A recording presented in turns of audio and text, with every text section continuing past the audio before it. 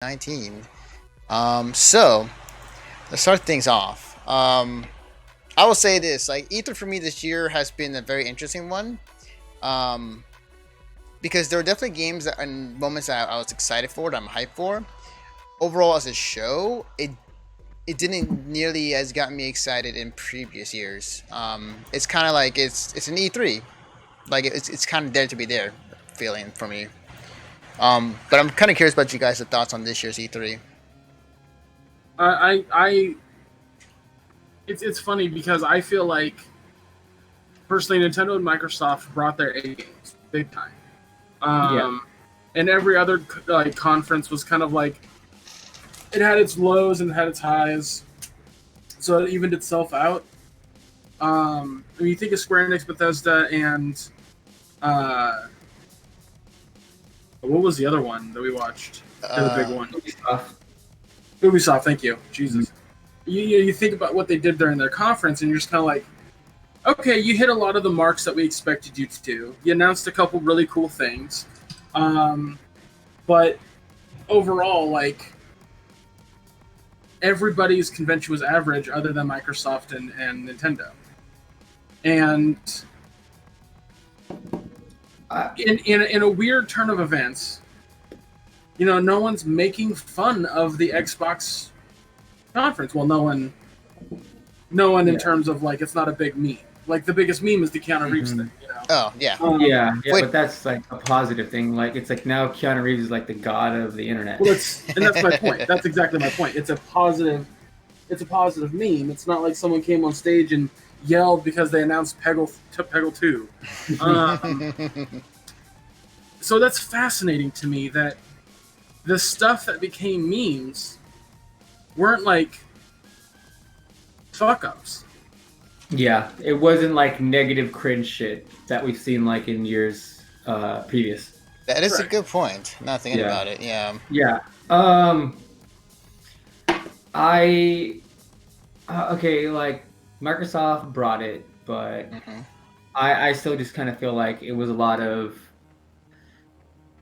like here's the game, the title screen, a cinematic trailer, but we didn't get much in the way of actual gameplay for some of the hype moments that they had, which was like Halo, Elden Ring, Gears 5. Even though they showed it like last year, it's like okay, well, can you get like a little bit more gameplay? The problem Like the I mean reason Roman even gameplay of that new game type. you have to understand the reason that we didn't see a lot of gameplay of those at things like Elden Ring, like you said, is because the way that the news circuit works nowadays, it's really hard to keep something under wraps. Really, really, really difficult. Mm-hmm. Unless nobody's talking about it. So if it's a high profile thing, like let's say George R. R. Martin and Miyazaki's working with fucking From Software on a game, people expect to hear from it. People expect to hear about it. Yeah. If you talk about the Nintendo conference, what I find extremely fascinating is that they were announced. Like Nintendo doesn't do directs unless the games that they talk about or announce are coming out within 6 months. Period. Yeah. That's just Yeah. how they work. That's how they function. It's just what it is. So every game they talked about is coming out within the next 6 months, except Animal Crossing. Except for Animal Crossing, but like that But was that was more of a moment of like, hey guys, like it's not ready, but like we're sorry, but we want to make it the best game we possibly can, which is the right way to go about it.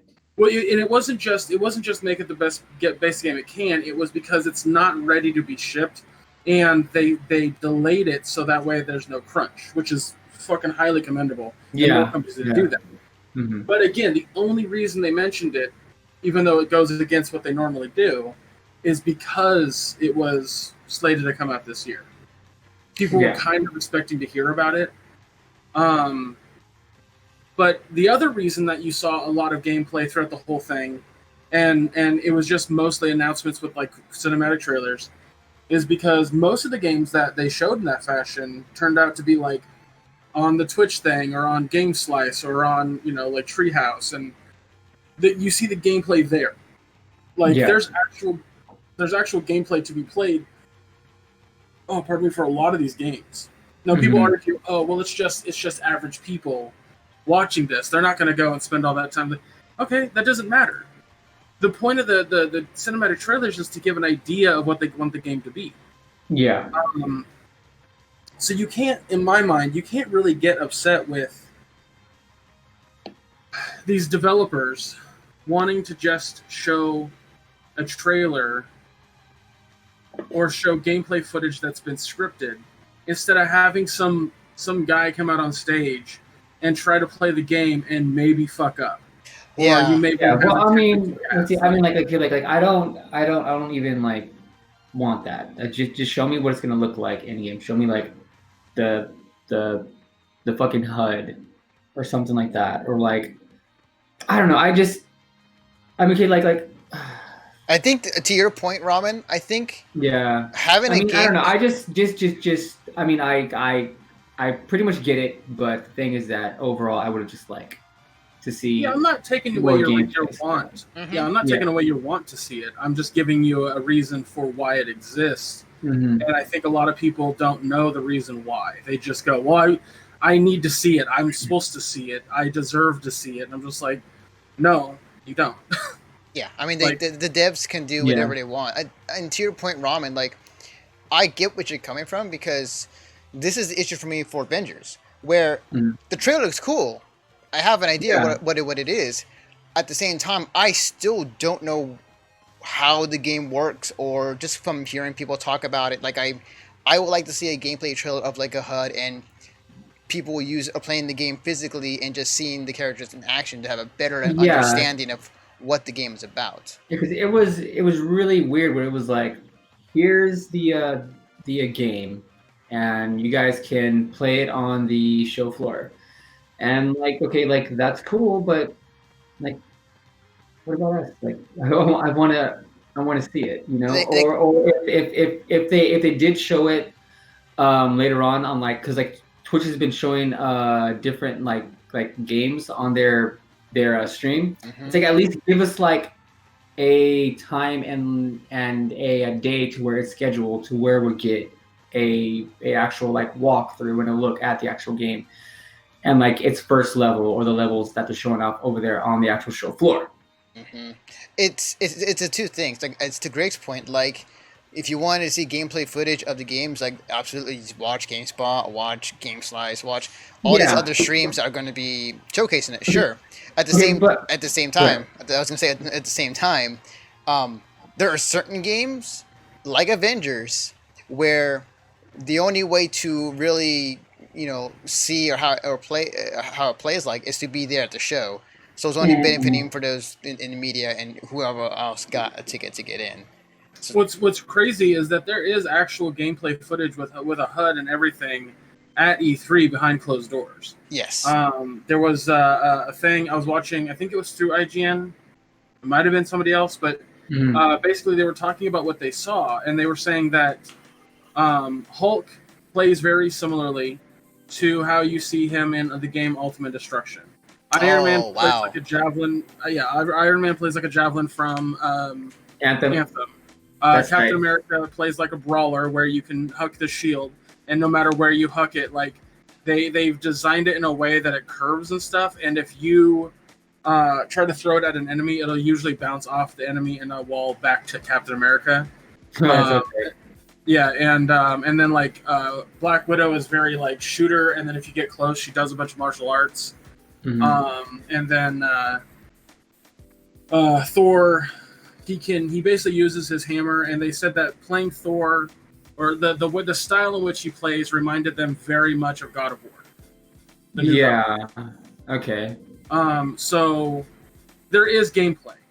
The reason they didn't show it during the conference, from what I understand, is because that is such a big test level, such a big test thing, that they knew fans were going to get very upset about how everything looked, even though the game is a fucking year out.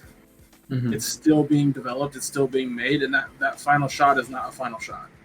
Right. But so many games take 2 years to develop, and this is in year like 1.5. So it's got another year of development before it's even out, and I think people are just kind of jumping the gun on that one. But it's not just that game.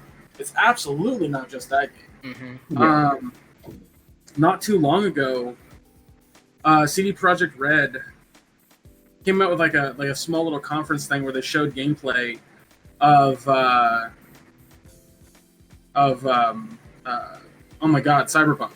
Yeah. And it was like what, 20 minutes of gameplay? Mm-hmm. It was something like that, and it was insane. And everyone was just like, "Oh my god, this is crazy." I can't fucking tell you how many people bitched that there was no gameplay during the Xbox conference. And my entire thought process is like, because we've seen it. Yeah. They didn't have to talk about Cyberpunk at all. The only reason they did was to announce Keanu Reeves is in the game. Mm-hmm. Yeah. Oh, we didn't see any gameplay of Gears of War 5. I was like, because we have already. Like, it's nuts to me how many times people complained about not seeing gameplay of games we've already seen the gameplay of, or that the gameplay is at E3 and you'll see it some other time.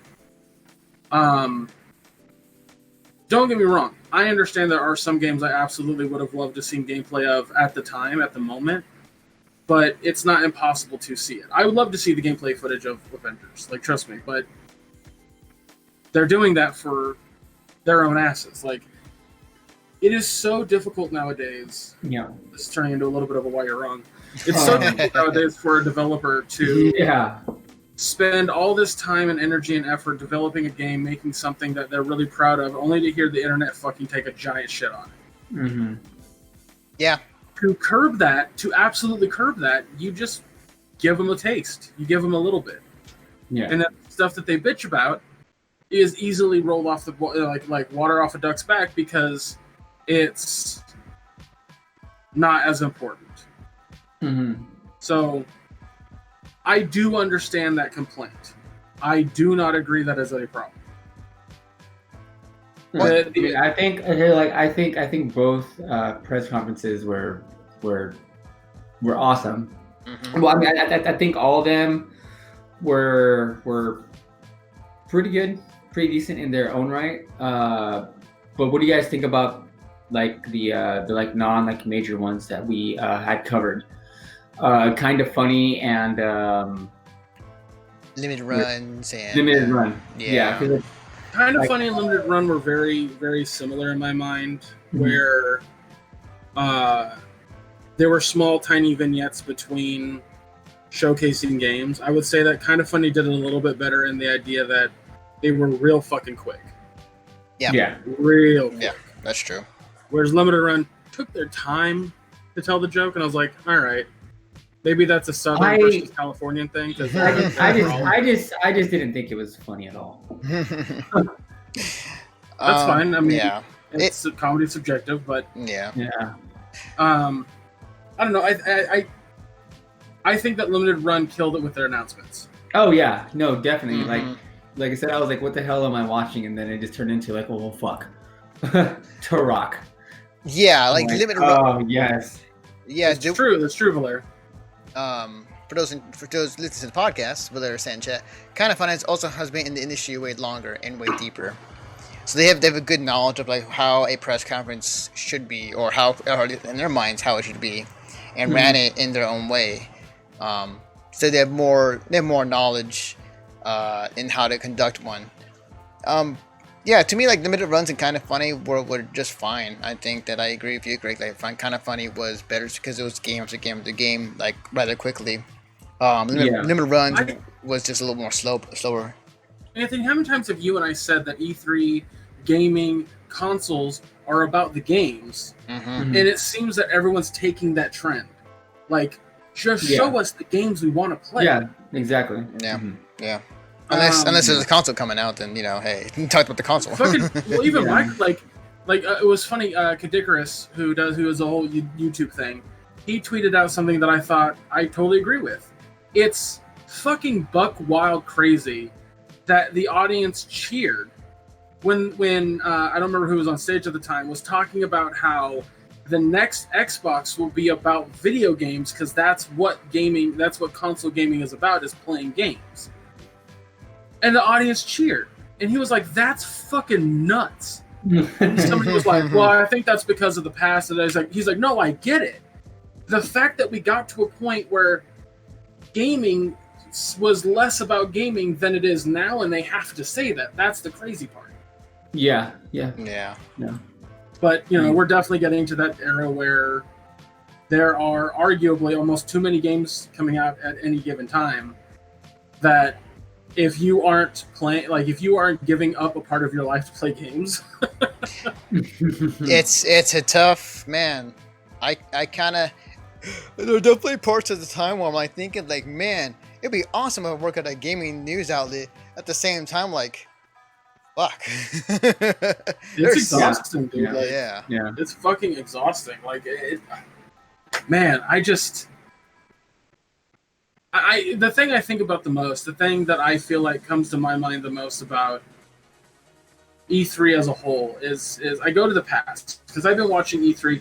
Guys, I was watching E3 when all I could get was a fucking Nintendo Power magazine, because I remember. No, well, yes. That's when I would follow E3. I would go to Nintendo Funko Power. Land. I would go to Funko Land. Oh shit! That's how long ago I'm talking about. Way back in the day.